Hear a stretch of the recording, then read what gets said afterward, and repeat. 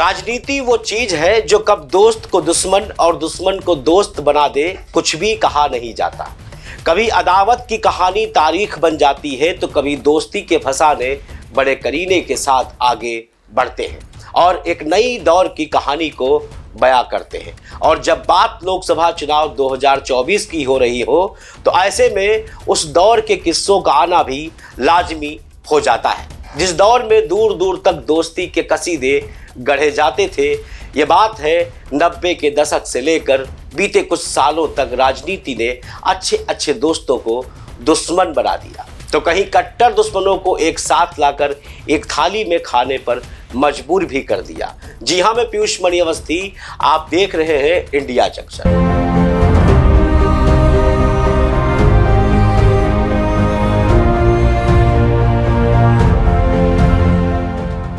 कि खास पेशकश अदावत एक दिलचस्प कहानी, और ये कहानी जुड़ी है पूर्वांचल के उन दो शेरों से जिनकी दोस्ती के अफसाने लखनऊ की सड़कों पर कभी चर्चा का विषय बनते थे तो कभी अदावत की कहानी पूर्वांचल में बच्चों बच्चों की जुबानी सुनी जाती थी। यही कहानी किसी और की नहीं बल्कि पूर्वांचल के उन दो माफियाओं की है जिनका सफ़र तो दोस्ती से शुरू हुआ, लेकिन दोस्ती कब अदावत में बदल गई और कब राजनीति ने नया मोड़ ले लिया, ये सब कुछ आज हम अपनी इस स्पेशल सीरीज में दिखाएंगे भी, बताएंगे भी। दरअसल एक दौर था जब लखनऊ विश्वविद्यालय में अभय और धनंजय की दोस्ती की कस्में खाई जाती थी।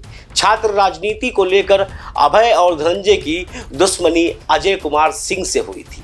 ये दुश्मनी इतनी गहरी होती गई कि लखनऊ यूनिवर्सिटी कैंपस से लेकर राजधानी में हत्याओं का दौर शुरू हो गया था। इस घटनाक्रम में कई माओं ने अपने बेटे खोए। करियर की खातिर लखनऊ विश्वविद्यालय में पढ़ने आए कई छात्र अपराधी बन गए। अंत में अजय कुमार सिंह की हत्या हो गई। अजय सिंह एलयू के हबीबुल्ला हॉस्टल में रहते थे। अजय कुमार सिंह और अनिल सिंह वीरू बेहद करीबी दोस्त हुआ करते थे। अनिल सपा के नेता है। अरुण उपाध्याय को अभय और धनंजय सिंह छात्र यूनियन का चुनाव लड़ा रहे थे। उस समय दोनों लोग बहुत ही घनिष्ठ दोस्त थे, लेकिन बाद में धीरे धीरे अभय और धनंजय में दूरियां पड़ने लगी, मनमुटाव और फिर संबंध खत्म हो गए थे। इसके बाद दोनों के बीच दुश्मनी का वो दौर शुरू हो गया जिसके बाद दोनों के पास ऐसे छात्रों की जमात थी जो उनके लिए जान दे सकते थे, जरूरत पड़ने पर किसी की भी जान ले भी सकते थे। अचानक दोनों के बीच दम और दाम के साम्राज्य पर कब्जा करने की होड़ शुरू हो गई थी।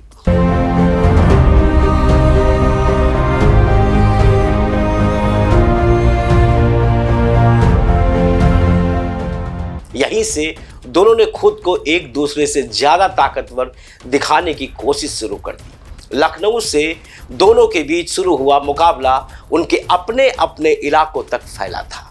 राजनीतिक महत्वाकांक्षाओं के चलते दोनों ने अपने अपने क्षेत्र में लोकप्रिय होने के सारे हथकंडे अपनाए थे।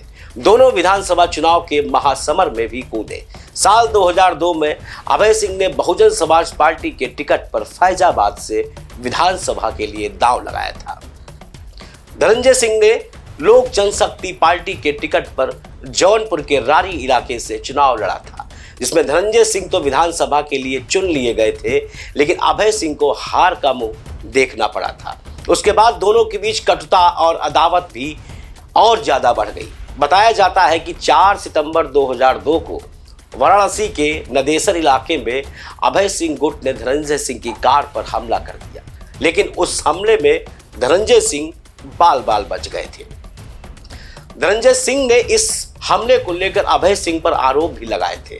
रिपोर्ट भी दर्ज की गई थी। इस हमले के बाद दोनों के बीच अदावत परवान चढ़ गई। दोनों पूर्वांचल से लेकर लखनऊ तक एक दूसरे को ताकत दिखाते रहे। इस दौरान कभी एक पलड़ा भारी रहा तो दूसरे का विधायक बनने के बाद धनंजय सिंह की हैसियत तो बढ़ी गई थी। राजा भैया का संरक्षण मिलने से उनका कद और बढ़ गया था। दूसरी तरफ मुख्तार अंसारी के करीब आकर अभय सिंह ने अपनी ताकत में इजाफा कर लिया था। बीजेपी विधायक कृष्णानंद राय की हत्या के बाद मुख्तार अंसारी और अभय सिंह के बीच फोन पर बात हुई थी। उसका ऑडियो भी सोशल मीडिया पर वायरल हुआ था। अभय और धनंजय की दुश्मनी की कहानी इस लोकसभा चुनाव में भी साफ तौर पर देखी गई है। ये बात किसी से छुपी नहीं कि अभय सिंह के गुरु मुख्तार की मौत हो चुकी है। ऐसे में पूर्वांचल में धनंजय सिंह का दबदबा फिलहाल अभय सिंह से कहीं ज्यादा कायम है। ये बात अलग है कि लोकसभा चुनाव 2024 से पहले इस दरमियान हुए राज्यसभा के चुनाव में अभय सिंह ने क्रॉस वोटिंग में अपनी भूमिका निभाकर बीजेपी का दामन अपनी मजबूती के लिए थाम रखा है। चुनाव के दौरान श्रीकला रेड्डी ने अभय सिंह पर अपने पति की जान का खतरा होने का आरोप भी लगाया है। वो लगातार अभय सिंह के बयानों पर पलटवार करती रहीं। श्रीकला रेड्डी ने अपने पति धनंजय सिंह की जान को खतरा बताते हुए धनंजय सिंह पर AK-47 से हुए पहले हमले का भी जिक्र किया। बस यही आखिरी हमला ऐसा था जिसने अभय और धनंजय को अलग कर अदावत की कहानी को लोकसभा चुनाव 2024 तक पहुंचा दिया। उधर इन आरोपों पर अभय सिंह ने भी अपनी सफाई दे दी है और एक बार फिर धनंजय सिंह जेल से बाहर रंगदारी के मामले में 7 साल की सजा काट रहे हैं। धनंजय सिंह फिलहाल जमानत पर बाहर आ गए हैं, लेकिन बाहर आते ही ये बाहुबली क्यों खामोश हुआ और क्यों अब जनता की दुहाई देकर इस चुनाव में चुप बैठा हुआ है? कहीं ऐसा तो नहीं कि अभय और धनंजय की दुश्मनी के बीच किसी और बाहुबली की दस्तक हो चुकी है? आखिर वो बाहुबली कौन है जिसके कहने पर धनंजय हो गए हैं खामोश, और जिस बाहुबली के कहने पर धनंजय अगर खामोशी का लबादा ओढ़ चुके हैं?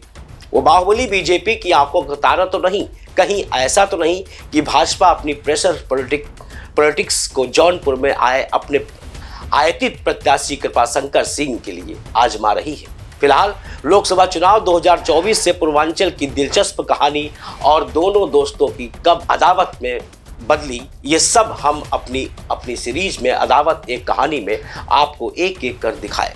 आपको हमारी ये स्पेशल सीरीज कैसी लगी? हमारा हौसला बढ़ाए, हमारे चैनल को लाइक एंड सब्सक्राइबर भी करें। Stay with us. खबरों से जुड़े रहने के लिए सब्सक्राइब करें हमारा चैनल इंडिया जंक्शन।